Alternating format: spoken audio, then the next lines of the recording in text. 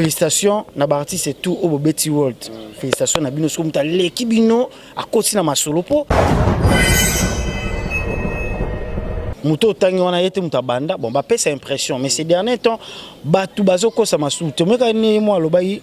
ko sa leka so ye ko sa mbang leka va bakanga ko fera yo kanga batutu ba ko sa ibaleki ba ne pi ba ko to changer ouais biso benga ba wara to changer ba wara to changer ndeng po balanda biso za ba gulu. La maison Stelmach vous propose des prestations de qualité pour vos gâteaux de mariage, anniversaire ou autres événements. La maison Stelmach vous propose aussi des gâteaux personnalisés pour vos anniversaires ou autres. Contactez-nous au 06 63 30 36 83 ou encore au 07 81 83 15 74. Vous pouvez aussi nous contacter sur la page Facebook Stelmach.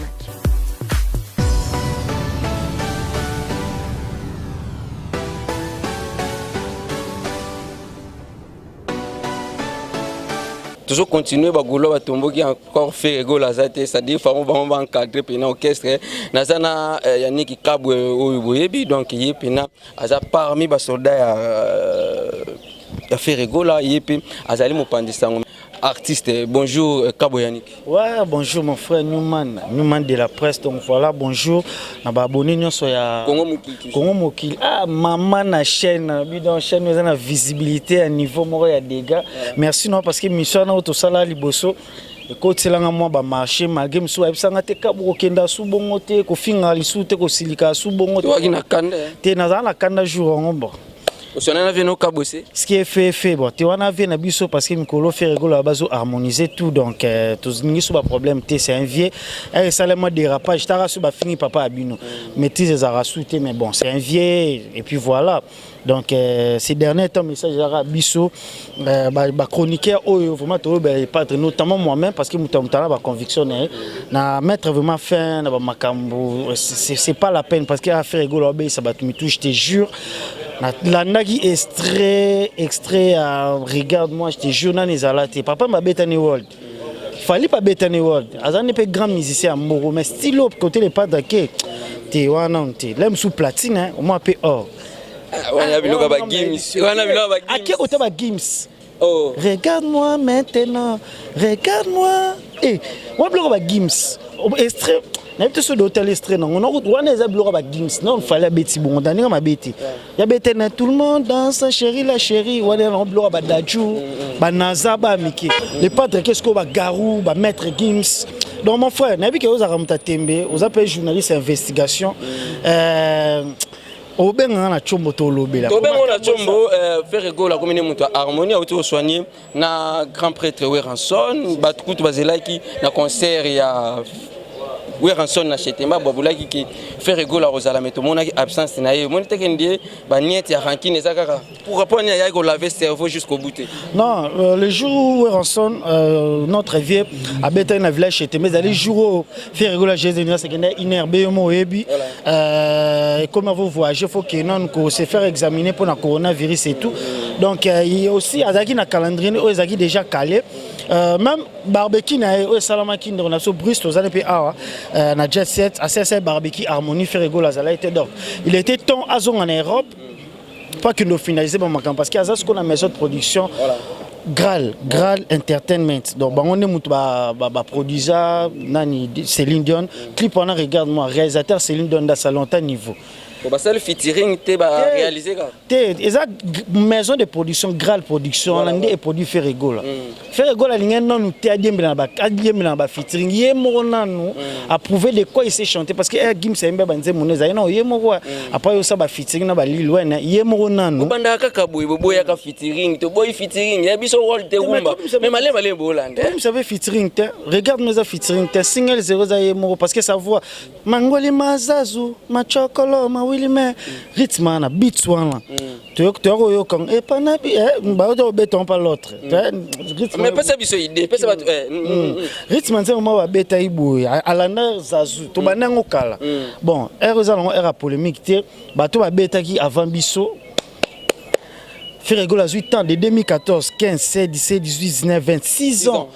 soki amoni côté français ale mabe azonga bongisi soki amoni côté ni ezale mabe azonga bongisi donc azui matin taka assuré bagoulois na bagouloise asini alobi ke non bazala calme nga mo pe deux fois nazaki na studio na yoki ti pardon donc bato bafinga les padres misu ba perfiser bango misu ba bela mitu non ça va tenter parce que poser na boulot faut interview na ba danseuse tout ça en tout cas très cher internaute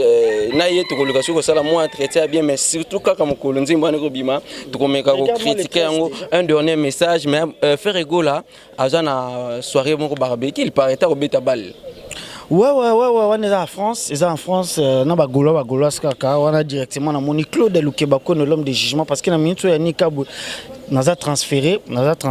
donc Claude Lukebako mwende ba somba ba joueur ngape ba sombinga ya mikolo na base zo mona ngate ba collègue na ngatu na biga nazali metala mutangila donc naza transféré par Claude Lukebako notre signé contrat à 10 ans et puis chaque fin du mois je suis payé pour ça. C'est un métier noble mon frère. Donc faut tout ça musala, eroko ça musala, erosa musala bien tout le monde doit solliciter et puis c'est pas une mince affaire bato beba au kabwe au lieu mon faire rigoler faire oh mais Lukebako c'est faire rigoler quand je mange chez Claude Lukebako l'homme de jugement c'est directement faire rigoler la moniona malamment notre vie Blaise Polo, DG Polo, vraiment. Claude Lukebako, nous font la chaîne, on a coordonné. Là, on a ça la émission. Na quatre administrations chaîne, on a DG Polo. Donc, ils ont le rôle là. Kabou, à côté, ce qu'on a maman baro Luka, donc dans les bons, ils ont rapport à valeur à Moussala. Donc, Golo, nous sommes à la serein, à la apaiser. Ma caméra bien faire égale à harmoniser une façon de parler à artiste c'est un orgueil félicitations na artiste c'est tout au Betty World félicitations na bino so muta l'équipe bino à côté na masolo po so moni faire égale à Betty World ezaka demande ba fan alba ninga rumba banini mais chombole la mabe bas momi mère na biso lo ba mabe momi na bino nani nabi maman na biso aigle jaune le vrai aigle jaune pour era ba fan ba tout ka papa yara pas maman te papa Hervé pardon balingi karobeti la bon style wana mindele bazolela pona na fan à faire rigoler dans la Lille c'est une française Laurence Loli donc allez là les padres forts donc faire rigoler déjà mouké soit kotika na jeuna papa et à tes concert à Bercy ba congolais ba tondi santé regarde-moi pas mais c'est le public européen je te jure. Merci beaucoup. Faire rigoler, tout ça, on a barbecue. À l'Indika, l'autre landé bolobara parce que faire fallait pour pas il y a pas longtemps à Otiko beta moi barbecue moi on a star football le belé ba qui wana tant au grand prêtre matimba on peut pas que beta balle ba ça la biso ba j'ai mon rotonde. Non rien du tout mambola na moi faire rigoler non am esprit Adano mta 12 tara beta na wenge to za sens ignorer que faire rigoler abeta na wenge aza mwana wenge aza na esprit ya wenge ya kolanda te mwana wenge landa omende ba mo baloba ti azala ka boy teti asala ka boy azong sara boy faire rigoler kolanda te ba inviter faire rigoler et pas ba fan na e akinda robeta eza muto tangi wana yete mutabanda bon ba pesa impression mais ces derniers temps batu bazoko sa masute meka ni mo alobai ko sale kaso ye ko sambang mbang le ka va bakanga sko fera yo kanga batutu bakosa ibaleki ko si muto yum to banda lo bolibo so basket yum to laton liboso monire bu na raine na latibo yum to sala o mande ko yati tala ton na donc so yo weleli tamie yo mikolo na lo batota. Les derniers sont les premiers. Ceux qui sont tous les sur l'échec. Donc comme les premiers Kalaté A le 13 février plutôt le 13 septembre Kalaté A makambo faire rigoler le même jour fallait azobeta na chaque club. Ça m'est égal chaque club. Zana ngelo te biso skoto buleto beta Bercy ya ba congolais te Bercy pe ya bokechu o bambi biso mabanga te parce que vient biso bokechu ya mbo bi ke faire rigoler tumbola bango te faire rigoler tumbola ba combattant il reste le seul artiste o ya provoquer ba combattant te donc ce faire rigoler o beta Bercy ezala na pi ya ba combattant là je te jure parce que alingi abeta Bercy na harmonie réseau bima ayebi neni o sola ba combattant ayebi neni no sala ezate ke atuka bango parce que combat na bango eza combat pe trop bafo ngote lelo bon nombre et à Congo là souffrir batona se ba taquiner bongo et ça la paie bien pour la solution et dans l'amiable donc voilà faire rigoler n'a plus rien à prouver dans notre musique mais il veut embrasser d'autres styles car nengeza to pe sa chance to bi kebiso congolais to pe sa chance tata mutozo tanga era bimsa ba on a liboso aloba mise en disponibilité indéterminée je pense pas qu'ancien patron na ba pe sa chance congolais pe sa chance mais quand il a épaté te bi epesi muto na mtana ba fan na on comprend faire rigoler ba ça mon nene et là c'est que Congo za munene mutu na mutu za fani ya Ferregola yekuna za fani ya Fally Ipupa mususu za fani ya omoni baba artiste faut respecter attendez na comme ça Ferregola c'est là m'excuse que na finga Fally mais concurrence loyale les ala na polémique loyale au monde tuninga na biso makambo wana za loyalement mais na ko kete otala lisune za boy otala sali aza tala ba fani ebele ba linga musique na ba ne pe ba to changer ouais biso benga bango bawara to changer bawara to changer ndenge po balanda biso za bagolwa biso moto ba gauloise ba rebochilo ba bimna ba label mais ba ça label liboso to ba artiste ba bimsa artiste na label na bango ni nani rebo problème yate rebo chilo na label a Ferregola to yebi to ba Nicodem pour na Ferregola to ba Mark House Damba to ba Yorobo l'homme de Kilelo pour na Ferregola j'ai des niances o ezaki lelo yo l'autre passa gaibi ya wasala ya nazwa lokumu ba ibaki mais biso landarati bana wenge ba suivi cette ba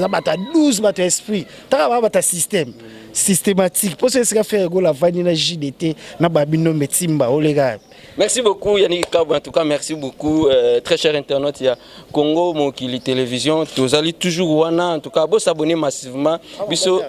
au Congo Mokili. Merci beaucoup na grand pâte Adoyou bazavuma parmi le sepela te na sepela nga présenter émission za poser azara très posé photo landa beti polémique. Bon, la stratégie, hein, parce que polémique n'est pas la musique, mais loyal, hein, ça la polémique n'est bien. Na mon akenda qui na moi de père na grand frère na sous papimbo, bazala moi style mort. Mais j'aime sa façon de présenter l'émission. Vraiment, il sait bien faire son travail. Et puis chez Naï, et ça a évolué dans les bords. Donc voilà. Et puis non, on fait c'était Jazz Kavoulou, na mon puis on a nos litambo les sages voilà oui voilà non. Ingrid Kabongo, on a bango Ferregola j'ai dit ça bien que c'est bon en conférence de presse pour nous mutagane bango za Jazz Kavoulou. Parce que Jazz Kavoulou tout na Ferregola ba question zo bangate. Bon on habite que nos litambo ba banga mais Jazz l'accès ma preuve il y a vrai journaliste. Azo tout na Ferregola ba question Ferregola s'attendait na je pense qu'on l'a dit conférence de presse donc voilà félicitations na bango boende. Mais tout ça là, on n'est pas des sous-journalistes, c'est biso presse en ligne, faut tout défendre les locaux. Les longs on commence à péter vaking. Mais félicitations à tota la pena ba émission. To bandaki na kenda kuna na kuti ba fumuchik, ba licencié en communication dans la matière mais ba chepso direct papa. Bimisa français matembe. Mais akabu na vani sika tempo boy. Et là ne sait que mukolo chana ba tezwa place one. Na pas ni demande d'emploi ni ezaka pourquoi na yeba yelo na sala na tenir nango et puis lelo moi muke toujours buka donc voilà merci beaucoup na open de konani olandinga nyuma donc na kaisa ko changer chaîne nango moi na tuna ki mais bon on est ensemble merci beaucoup na Claude Lukeba Kono l'homme de jugement